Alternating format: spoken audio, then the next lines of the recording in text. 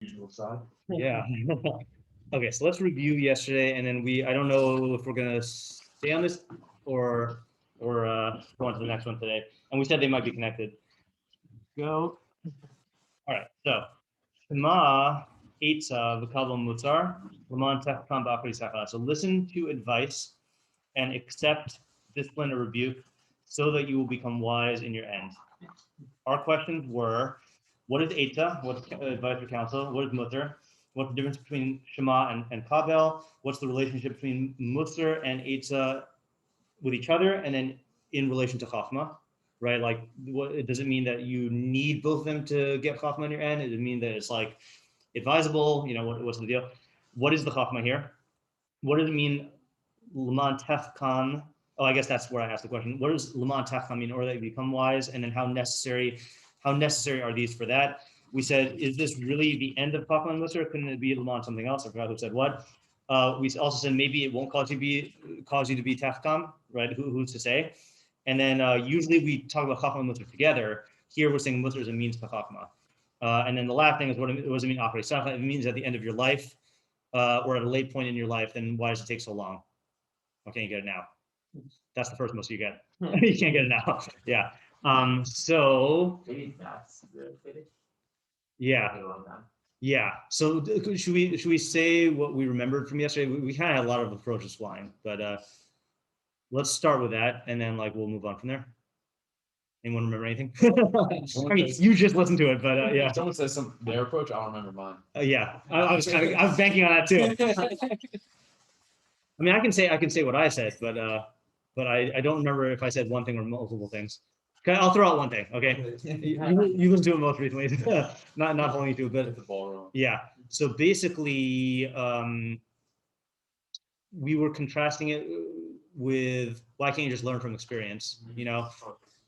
Yeah. Okay. Yeah. So the thing is you could learn from experience, but there's lots and lots of disadvantages to that. Which is, number one, you are going to fail a lot of times before you actually Actually, you didn't say before you actually see. You're just going to fail a lot of times. You know. Two, what Mussar and Eitza do, however we define those, is it sets up principles in your mind and says, if you do this, you'll get this consequence. If you do this, you'll get this result. So you have those principles in mind, and therefore when you have the experience, they kind of serve as a frame, and you're like, oh yeah, this played out exactly like how the Mussar said it would, or this played out, I got the exact result as Eitza, and it reinforces it in a positive, in like a virtuous cycle, you know? But if you just are doing trial and error, you might miss the cause and effect relationships. You might attribute it to other factors, like it might go wrong and you'll say it was due to something external when really it was something internal, or you might attribute it to the wrong internal thing, you know? So having like this guideline allows you to then identify, it's like Mishlei becomes this like layer of like, I always kind of view it as like an infrared thing that that like layers itself on everything in your life, where instead of just experiencing things and then they pass you by, you're like, oh, that's a pasuk in Mishlei, that's a pasuk in Mishlei, that's a pasuk in Mishlei, you know, and then you learn from it and it reinforces, it reinforces all the ideas in an accurate way and allows you to keep on track. I don't know if those were all the things. Yeah. Is that the thing at the end, or is that? I think this is what the way I'm saying it. Oh, maybe I said both of them yesterday. Is that practically speaking, it gets you to become a chacham in the end. But also we said that being a chacham, like a Mishlei chacham, but then we also said chacham is someone who views the world as a world of lawfulness and cause and effect and objective reality. And this way of thinking will, like, I think I used the verb like carve out or chisel out like that orientation towards reality to get you to be someone who views the world through the lens of Chochmah in the end. So I think I wasn't really committing to that yesterday. Yeah. So just I don't slightly. I think that's even the case if you're not like hearing the Eitza and Mussar as like a way of like if you're not thinking about it as like revealing underlying principles, you're just thinking, if you hear like, oh, you shouldn't do X because things happen, these things happen. Yeah. And then when you like see that play out, or you think about how that actually like when you like verify like principles in your mind like over and over for like lots of different things, then you start to develop the sense. Mm-hmm. Right. Yeah. Yeah. And something about hearing it in the form of principles helps you do that, which I feel like trial and error would not. Because I feel like it's easy with trial and error to just view things as particulars. Like, oh, this happened to me. And then you just write that off as like, okay, that happened to me here, and this happened to me here. But if you're hearing it in the form of the Eitzah, then yeah. I imagine there's some policy idea about that. I don't know, like, people don't something. Yeah. you look like you remembered something. Yeah, I remember what I want to think. Literally like 4 words in. Yeah, it's all the. That basically, if you listen to Eitzah and Mussar, like where it exists, like in those realms, you can sort of use it to avoid, the tedious tasks that have already been figured out by other people. Right. And that can allow you to devote time. Right, that's right. Saving time and energy, right, is this huge, again, just like examples like if you are not being a chacham in your livelihood, or I guess in your schooling or whatever, so then that's going to eat up a lot of time. If you are not a chacham in your relationships, that's going to eat up a lot of time and emotional energy. If you're not a chacham in like your spending, your eating, your reactions, it's just going to suck up so much time and energy, which is going to take away from the time developing that you could be using to develop as a chacham. So if you invest now in the Mussar, I think I titled the shir Mussar now, Chochmah later, or something like that. I forgot what it was, but like it's an investment. You invest now so that you become a chacham later on. Yeah. Yeah, there's an example of this in computer science. So these things called design patterns, which like they're not like any thing that you like need to know for like in order to like do something, but it's like these are common problems that people face, and these are good solutions for how to deal with them. Yeah. And they're very useful. From now on, I'm going to call Mussar and Eitzah design patterns because I think that's basically what they are. Yeah, right. Another thing, just to point out what Ken said, and then we'll start new stuff, or not new stuff. We'll go into the meforshim here.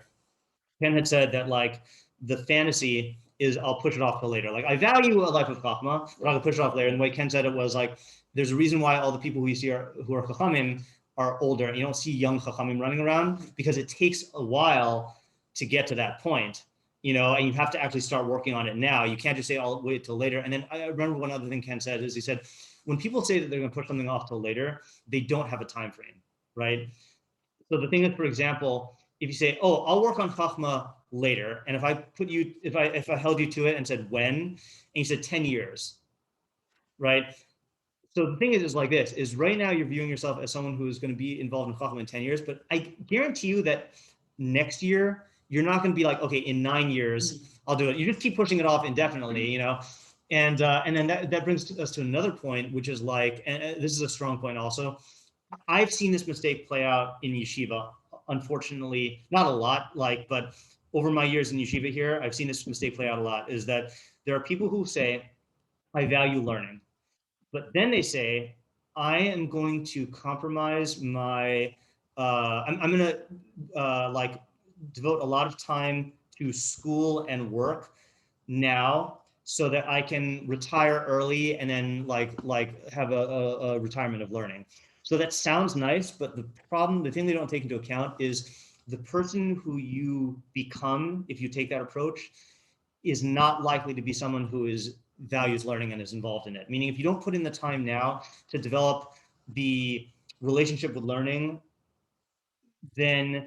and you just bank on this fantasy, then you become this person who is lost in all of the rat race and all of the competition and stuff like that. And then by the time you become 50 or 60 or whatever, you just haven't cultivated a relationship with learning. So you're not going to learn then, The same thing here is this person says to himself, oh, I value Chochmah and I'll become a Chacham then.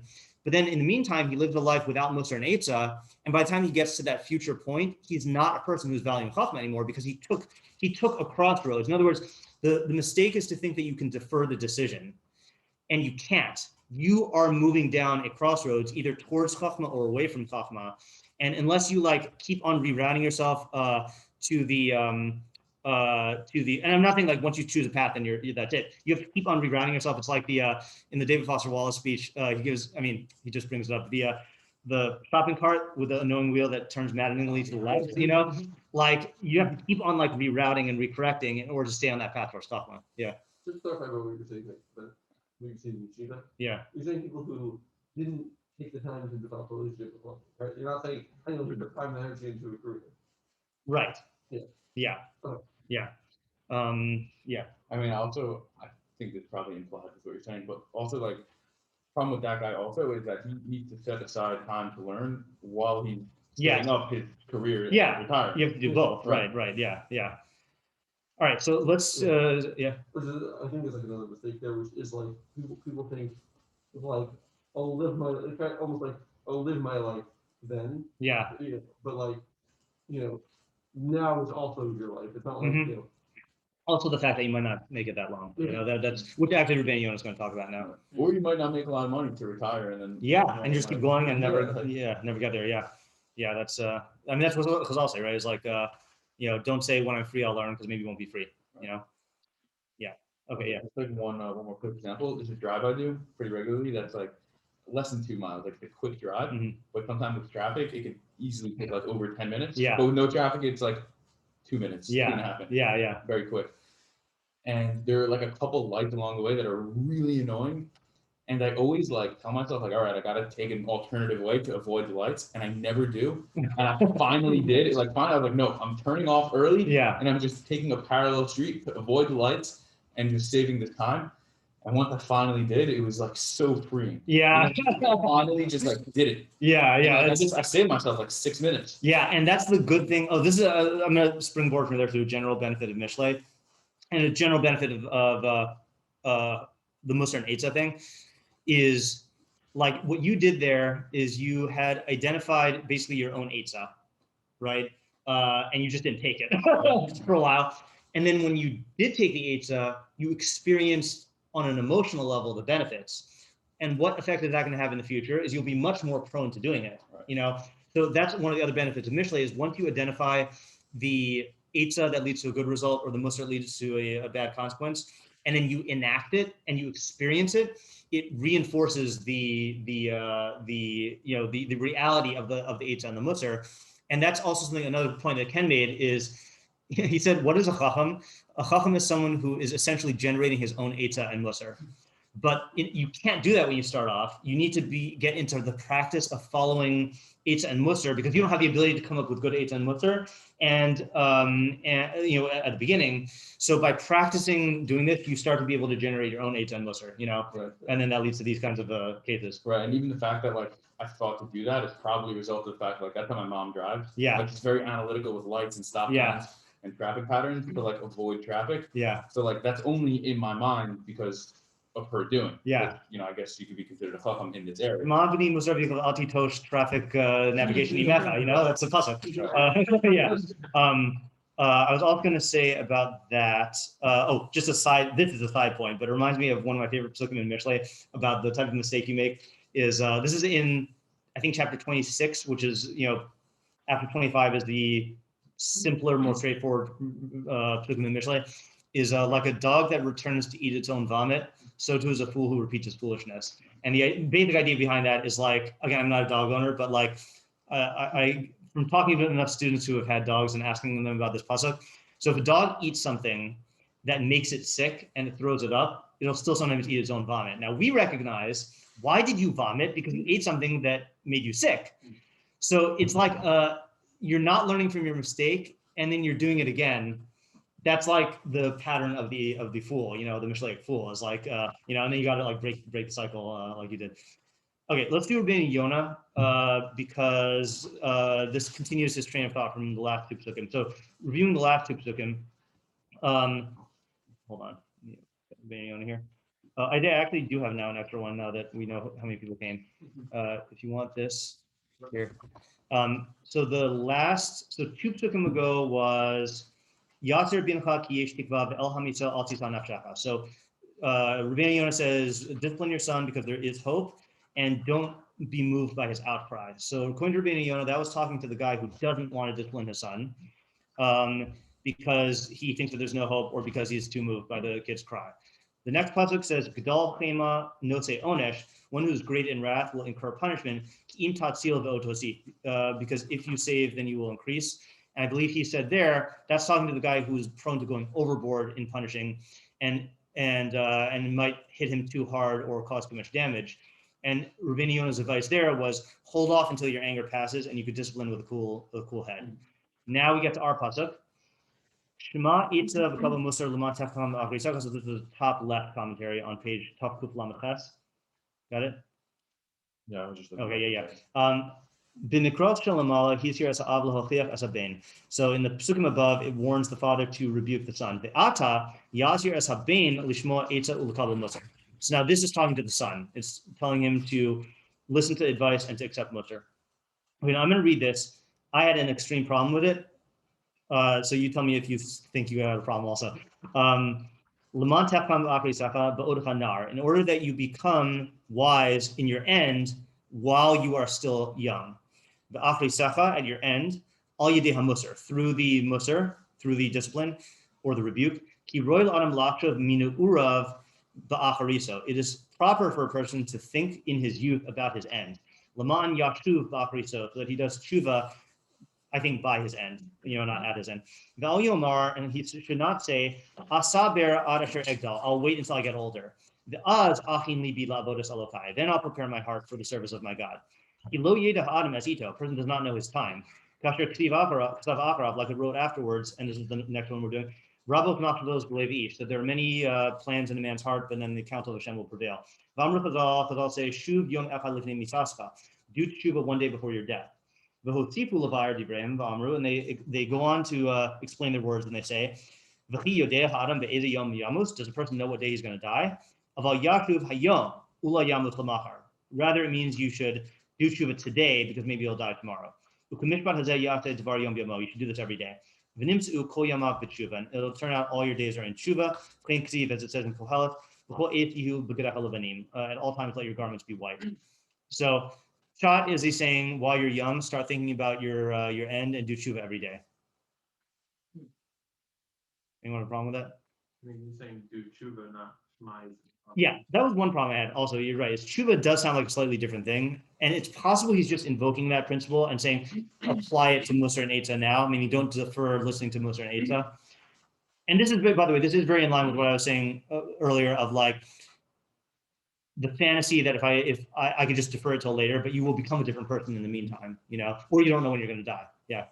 Is he saying after death is still in your youth? I think he means, that's a good question. Meaning maybe he's saying Achri Safa, since you don't know when your Achris is going to be, then you should do it now. But he does talk about like later on though, doesn't he? Asaber ad asher egdal, I'll wait until I get older. And he says, Roy la'adam laksha minu'ur ba'achariso. That sounds like thinking about his end, meaning functionally it's in your youth, but the achris is you're thinking about when you're going to die, like in the future, I think. Yeah. What is it that you're thinking that you're dying right now? That's what I'm not sure about when he's bringing in this chazal. Like, is he saying think about your end, which could be now, and functionally, therefore, you should think about it dying now? Yeah. But another problem is he's telling you to do something in order to do that, so that you do tshuva before you die. But the pasuk seems that it wants you to be a chacham, so you can make good decisions. Yeah. At a certain point. Yeah. So that I'm not as bothered by, because you could say that it is that in reality, the reason to be a chacham is so you can make good decisions, but it's saying that you can't bank on getting there unless you start working on it now, and therefore it's making you focus on death.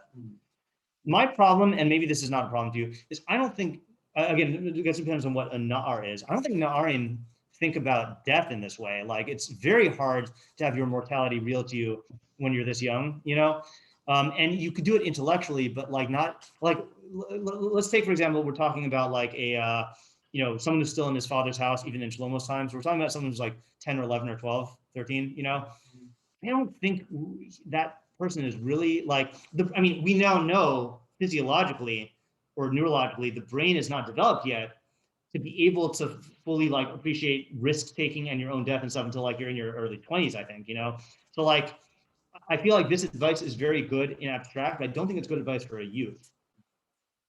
I thought it was more like teenagers. Even teenagers, I don't think this is good advice for, Well, isn't that the whole point that because they're not like naturally predisposed to doing it, they have to like. It could be. I just think it's not good advice. I think it's like you talk to a ninth grader, 12th grade is like retirement age, it's like it's way off in the future, and like there is a you'll learn about this when you get older, but like the passage of time the way you experience it changes, and it's just I don't know. It's just I just can't keep talking to a teenager about this, and it actually having an impact. An intellectual impact, yes, but an impact that's going to actually make them listen to their parents' advice. Because one day they might die and they have to do tshuva now. Like you're not talking to a kid. Like or you're gonna die tomorrow. Or you're gonna die tomorrow. Yeah, even that's not going to be real to them. One of the experiences that I often did, 95% for educational purposes, but 5% of the time to mess with them is in Shalhevet. We were in the Temple Hillel building, and during the week there would be senior citizen events, and like I would see these old women. It was for women, and these old women in like their 70s, 80s, 90s, and like every once in a while I'd point out to like a 10th grade girl, like, do you ever like see an old woman like this and then just realize like that is going to be me someday if I'm lucky? And then they have this like wide-eyed look of like it's not really real to them. Number one, that they're going to be that old, and number two, that if they're lucky, they're going to be that old. Like you could easily just die before then, and it's not something that's easy to have in your mind, and then it goes away really quickly. Like we've all been, I'm sure, had the experience of going to a funeral, and you're like, oh, like human mortality is real, and like I'm gonna die, I'm gonna change everything, and then like 2 days later, you're back to doing the same stuff that you used to do, 2 hours. 2 hours, yeah. On the walk to the car, yeah. So I think it's really hard. Yeah. But I mean, you could make that argument, like almost anyone, like even someone who's like half the age of Nar, Yeah.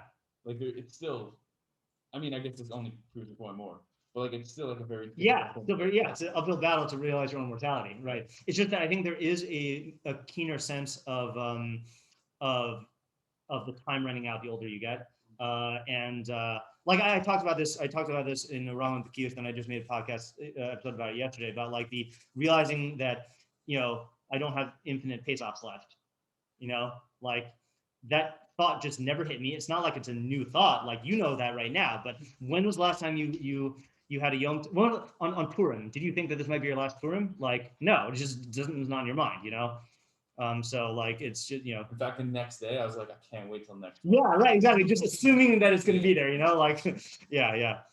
Now, interesting contrast. So again, I'm not criticizing the Rabbeinu Yonah's idea. I'm mostly criticizing his application to the particular audience of the Ben who's being rebuked by his father. I just don't think that most children are capable of this. And I hear your point about you need to artificially do this. I just wonder how successful that's going to be.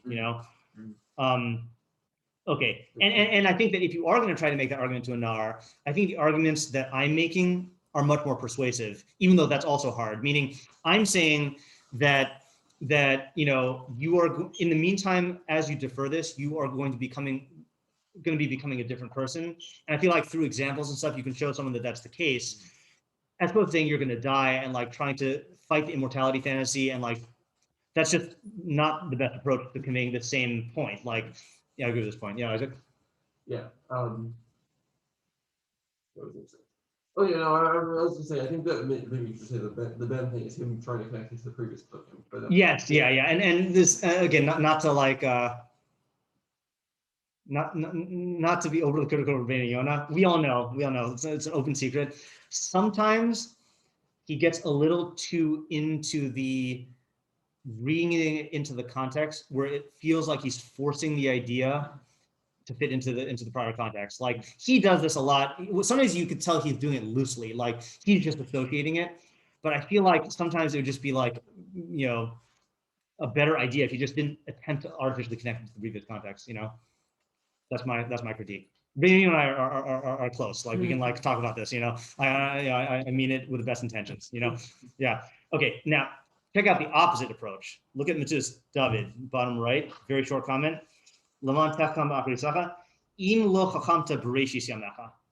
If you did not become wise in the beginning of your days. So according to him, who are you talking to? An old person, right? And what is the Havmina that this old person has? Is that, yeah, it's too late. It's too late for me now, right? So what is the maskana? Like, what's the argument that he's making? Not too late. Yeah. So why not though? Can we understand like the Havmina maskana a little bit clearer?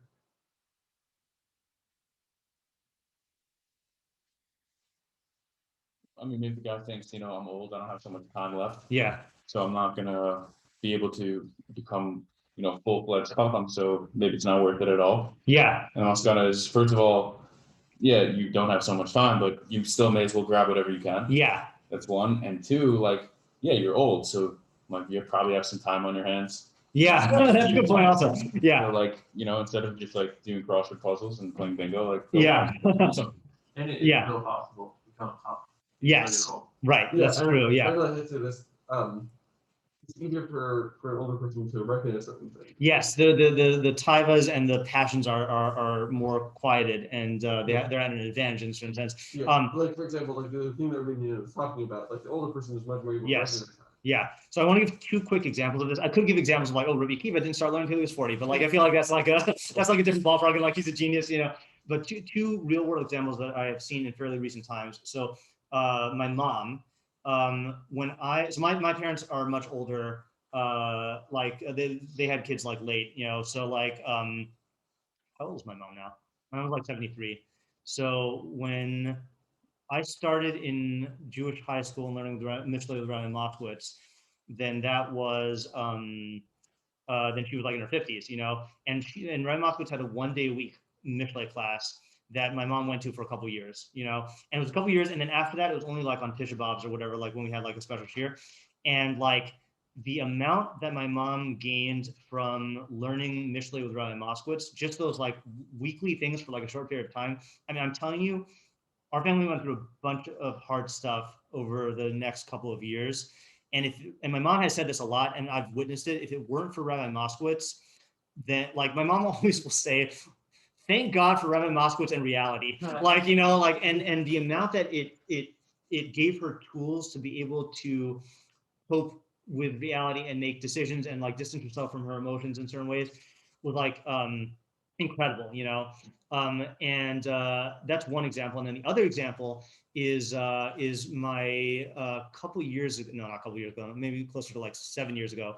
My dad has this neighbor who was in his early 90s, Jewish guy, but like he was raised Reform, his father was Reform, his grandfather was Reform, so like very, very far removed from Judaism. And he and my dad would often hang out like on Shabbos afternoons, just outside talking. And then my brother and I would go over in the summers to learn, and we would learn Mishlei. So we ended up learning Mishlei with this guy for like 7 years. He's 97 now, and same thing, like just every week, like one pasuk a week, and like it makes a big difference. And so the mistake I think is to think it's too late now, which is treating Chochmah as a non-incremental thing. Like there's a saying, I don't know, I've heard different versions of this, like a Chinese proverb. I don't know if it's actually real or one of these made up internet proverbs, but like the best time to plant a tree is 100 years ago. The next best time is today. Now for a tree though, there's one downside, is if you plant it today, you're not gonna get any of the fruit.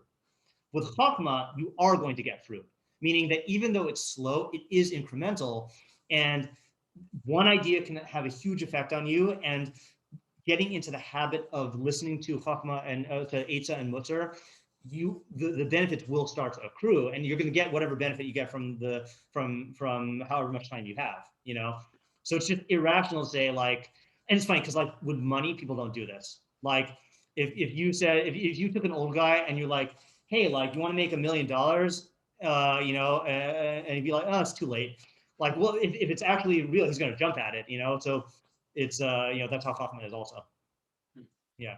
Well, if you told the guy you're gonna have to do painstaking, yes, that's true. It's gonna be hard to make. Yeah, there's a trade-off, right, yeah. But that's where the other argument comes in with Chochmah, which is that Chochmah will be, or I mean, again, when I say Chochmah, I mean Chochmah and Mussar and Eitzah, is that it's going to be beneficial in whatever you want to do. You want to be I wrote an article about this. Is when I went to go play bingo at my grandma's nursing home, and saw all of the no, I know. I'm saying all of the Mishleic mistakes that the women were making about bingo, like they could be better bingo players if they, and bingo is a game of chance. It was all mistakes about like bordering on superstition or like on like the gambler's fallacy of like like that there are like streaks of like just a bunch of like, I was just thinking like this Mishlei like nonsense. Like you could be a better bingo player. Like you could be more popular. Like nursing homes, social reality is like the big thing. Like there's cliques and there's groups and there's gossip and all that stuff. You could be better in that and become more popular if you're old. You know, like there's benefits that you can get in your old age that old people are interested in. You know, so yeah, you're right. Is that you still have to convince them of that, but it is an argument that you can make. Yeah. Okay, you want to start the next one now, or do you want to do more meforshim? Like, what's the? And actually, I didn't see new meforshim. So yeah, you want to start the next one, or you want to talk about the other random thing and start the next one tomorrow? I don't care. We started. Okay, let's start the next one. Yeah. Okay. This is the first time we finished something like 10 minutes before the end. Yeah. Well, I mean, we started yesterday. We did start yesterday, yeah, but even still, we had two day pasukim before that, yeah. Okay, so again, maybe this is relevant to today's pasuk, maybe it's not. Rabu, yeah. Like quick Q&A. That's what I was going to offer, actually, yeah. Yeah, you want to do that instead? I thought that would be good. Okay, let's do that then, yeah. By the way, Rabbeinu gonna quote this. Yes. What did you just say? Yeah, Rob's Rob's Mafos, yeah, he does connect. You connect these four. Yeah, he does. I haven't read his commentary on the next one yet, so I don't know how he does it, but yeah. Wow, he's definitely timed in. Yeah, he's definitely tying it in, yeah. Yeah. All right, I'm going to turn off the recording like I always do for Q&As.